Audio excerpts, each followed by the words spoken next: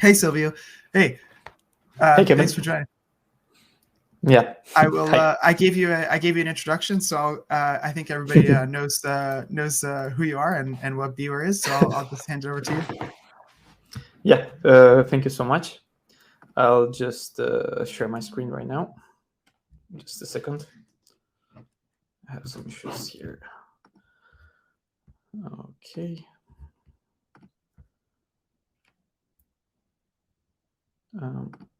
So just let me know if you can see my screen.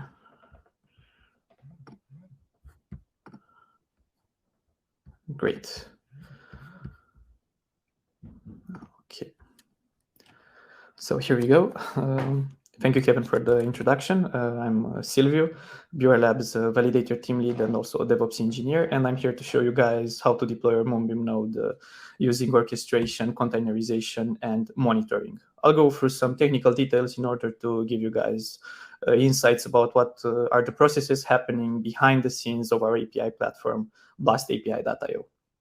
Let's go quickly through the agenda for today.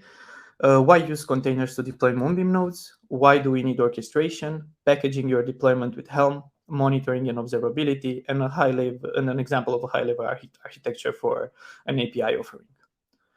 So let's jump right into it. What are containers and why use them? We can isolate an application, its dependencies and resource usage into a standard unit of execution and deployment. You can pack everything up, and this can run on any machine that uses the same kernel as the base image used for your container.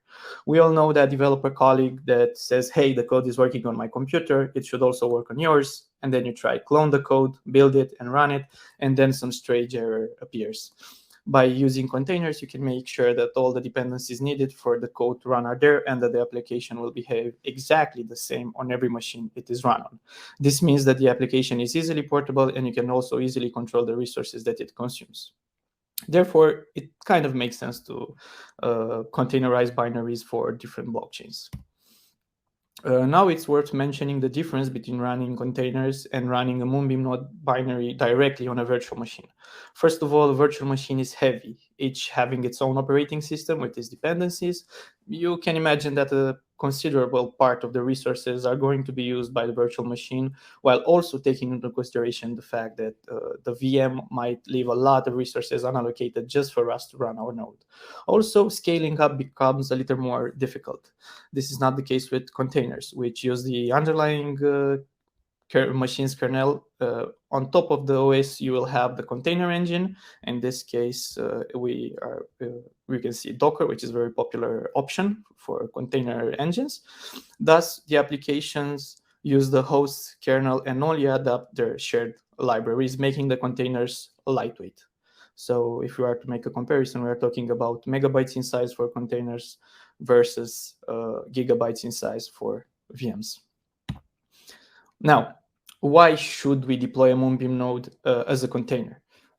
We have here a comparison between deploying a Moonbeam node in a container versus deploying a Moonbeam node on a host, be it a VM or bare metal machine. Of course, from the previous arguments we went through, it is pretty obvious that it's easy to control the resources consumed by the node. Also, making a centralized observability system that includes all of your nodes is much easier. I'll talk a little bit later about this in detail, and it becomes easier to scale both horizontally and vertically. Now, as cons, it is difficult to reserve, let's say, CPU or memory within the container, even though this is not necessary when running your node, but it may incur higher costs. And also a specific problem with blockchain nodes when run on containers is possible syncing issues caused by the type of storage provided by your cloud provider. Fortunately, this is solvable since we managed to optimize the usage of a standard and cheaper storage class offered by one of the top cloud providers instead of opting in for a more expensive choice such as local storage. It's also important to know that it's difficult to tune resources in order to achieve native-like performance, and from our experience, it takes quite a lot of iterations and performance testing to get there. To enumerate some popular container technologies, we have Docker, of course, which is the most popular, Podman, and Linux containers. Of course, we prefer using Docker since it's a popular choice among the community, and a lot of blockchain projects also provide Docker images besides the binaries needed to start the node. One of those blockchain projects is actually Moonbeam. As you can see here, we have a Dockerfile manifest that can be found on the official GitHub repository of Moonbeam. Just to go through a few of my favorite parts of this Dockerfile, you can see here line 22, the user Moonbeam. This means that the Docker container will run as a different user, not as a root user, which is a very important aspect from the security point of view. As you can see here, the binary is just copied and the root path / Moonbeam. Of course, you make the binary executable, you expose the necessary ports, you attach a volume, and then you declare the entry point as the binary that you just copied earlier. Now, using Docker containers standalone on VMs or physical machines has its benefits when developing or testing, but if you want to use this, you want to use it this way for production services, it defeats the purpose of containerization. Indeed, you still benefit from the portability of containers and the light resource usage, but you are not using them at their full potential. Manually building and running containers in a production environment is not desired, since there are many variables to take into account, like scheduling the containers, the topology, making sure that they are able to communicate with each other, scaling issues. So what if we want more Moonbeam nodes, since our load has grown in the last few weeks, let's say? What do we do? Recovery in case of issues, and etc. This is where orchestration comes in.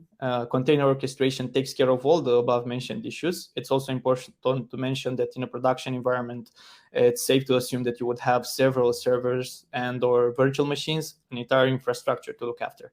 And deploying containers by hand on each node or virtual machine and making sure that the containers are able to communicate to each other, because this is the case. For example, you have a Moonbeam node and you have, let's say, reverse proxy such as Nginx or HA proxy, and you have to ensure there's inter-node and inter-container communication.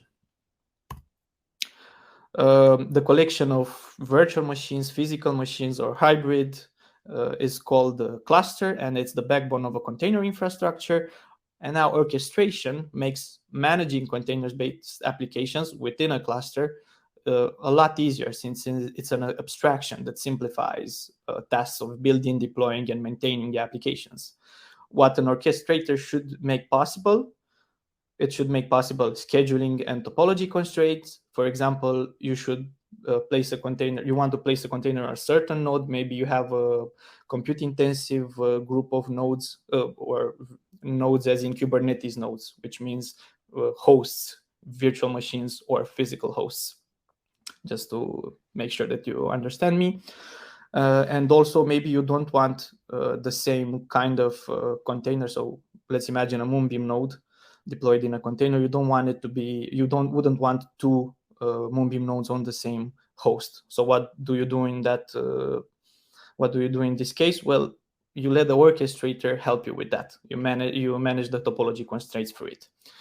Also, cross-node communication, service discovery, scaling, load balancing, self-healing, which basically means an automatic restart of the container if something goes wrong. And this is where liveness and readiness probes kick in Kubernetes, let's say. The liveness probe basically lets the container know that it should restart if it's not healthy, and the readiness probes removes the container from the balancing, and it won't receive load if the container is not ready. Of course, other things that an orchestrator should be able to do are rolling updates, storage management, and all of these are achievable with a suite of tools available today. As I've already mentioned, one of the most popular projects nowadays for orchestration is Kubernetes. It's important to know that there are also other orchestration solutions such as Docker Swarm or Mesos, but Kubernetes is by far the most popular. It's popular among the community, and it's highly used in enterprises, both in Web 2 and Web 3. There are several flavors that you can choose from. Self-managed Kubernetes that can be installed in your in-house data center, or I don't know, in a data center provided by somebody. Key4s, which is a lightweight version of Kubernetes. Minikube, which is a one-node cluster Kubernetes, popular for development purposes. Or, of course, managed Kubernetes, which is provided by several cloud providers. I put here some examples. EKS provided by AWS, GKE provided by GCP, and AKS provided by Microsoft Azure. It's important to mention that for production-ready services, we would recommend using self-managed Kubernetes or managed Kubernetes from one of the top cloud providers. Now, regarding the deployment strategy for a Moonbeam node, I prepared the following diagram. It's very, very simplified, let's say. We have here the deployment, which is one of the most important objects. It will control the pod, which is the, let's say, smallest unit of execution and the smallest object, let's say, in quotes, from Kubernetes. The pod contains one or more containers. In this case, we have two containers, the Moonbeam node itself, which exposes the ports that you can see here. I put here port 9933, which is the RPC port, port 9944, the WebSocket port. Both of these are for the parachain. And here are ports 9615 and 9616, which are metrics ports for both the parachain and the relay chain, respectively. The role of the sidecar here is to run the aforementioned readiness and liveness probes. If you can remember, in our case, we run some scripts, but I don't know, 30 seconds maybe, and we check for the liveness probe if the Moonbeam node has peers, and for the readiness probe, if the Moonbeam node is in sync with the network. So basically, if we have no peers, the Moonbeam node will restart. And if the node is not in sync with the network, then the pod will be removed from the balancing. Where is the pod, let's say, under, where is the pod balanced? It's balanced under this service that you see here. The service is a Kubernetes object that ensures basically communication, easy communication within the cluster to the Moonbeam node. Another important aspect is, of course, the need of persistent storage, because we would need the relay chain database and the parachain database to be persisted. For this, we will need a persistent volume, which will be mounted inside the pod. And to be able to claim this persistent volume, we need another Kubernetes object that is called the persistent volume claim.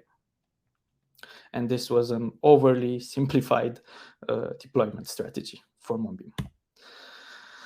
Now, if you want to create all these several components needed for a Moonbeam node, you would need to write some YAML manifests and manually apply them. From the desire to automate the process of creation of all of these Kubernetes resources, package managers have been introduced. One of the most popular package managers used with Kubernetes is, of course, Helm. It's easy to use, and what it basically does is that you can pack all of the different Kubernetes resources that you would need in order to deploy a certain application.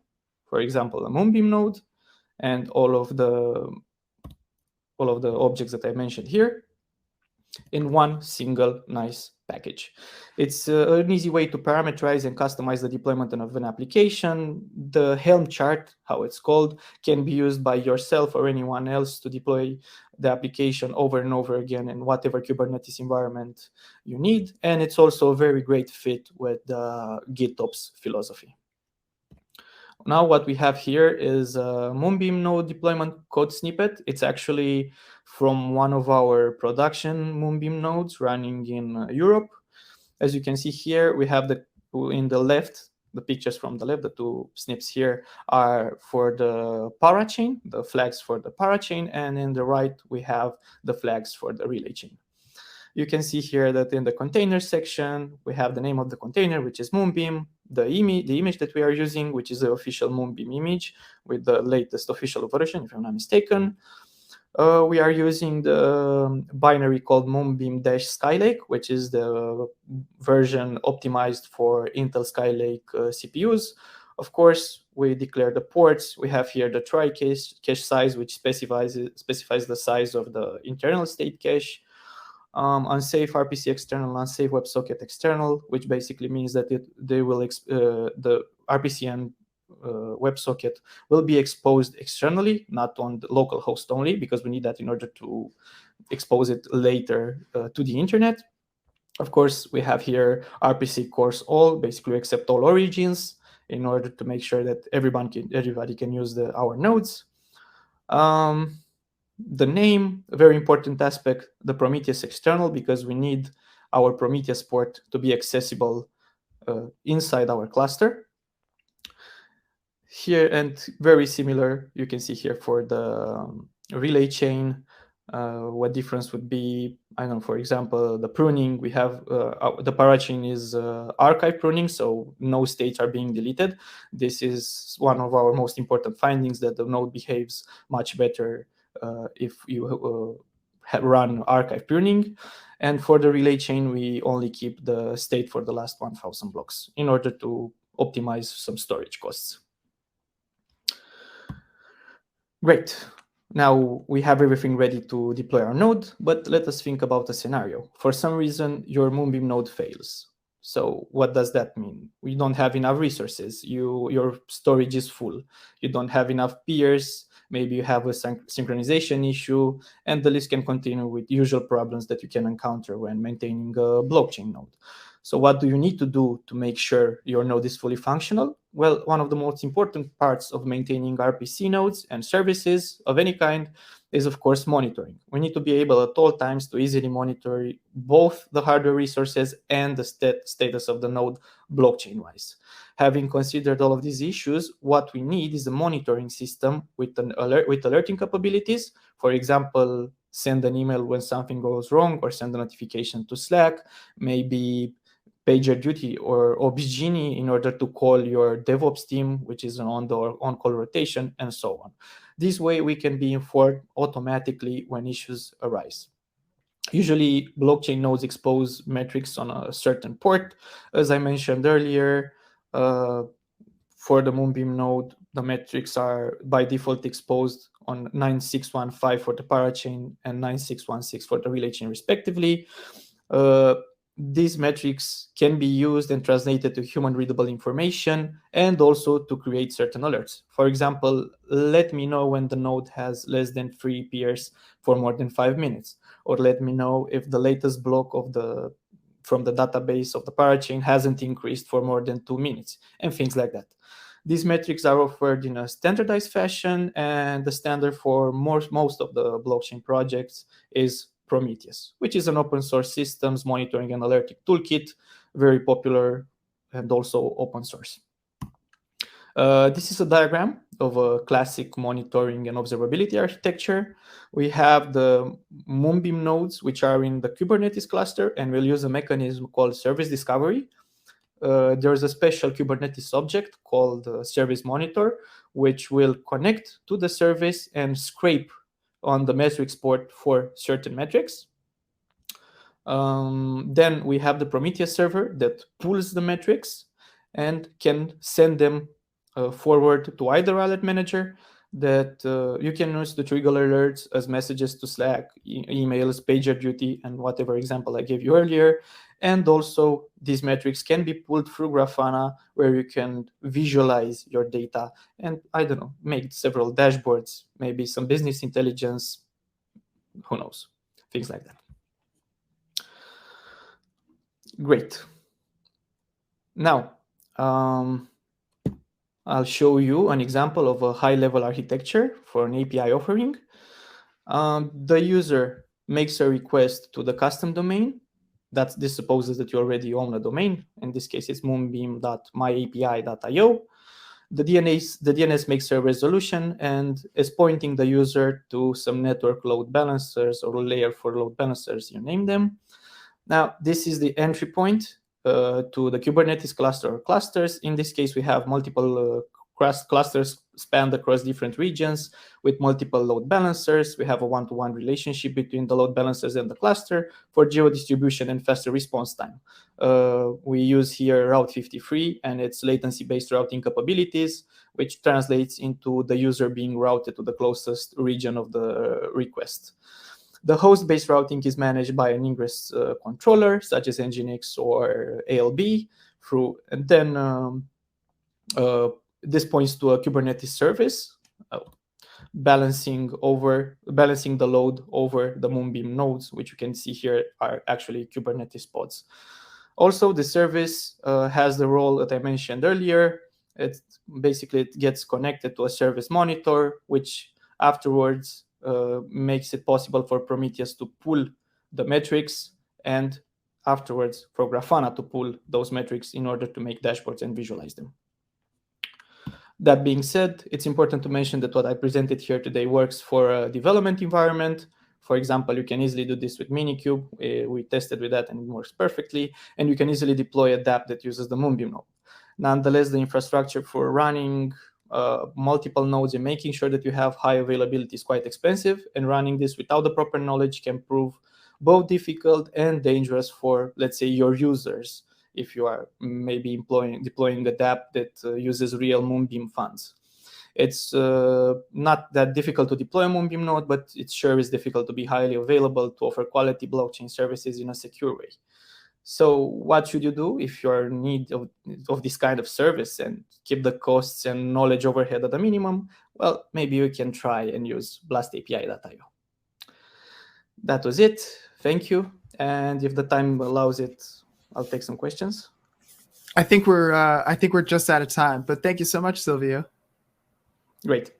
Appreciate your time today. Have a nice one.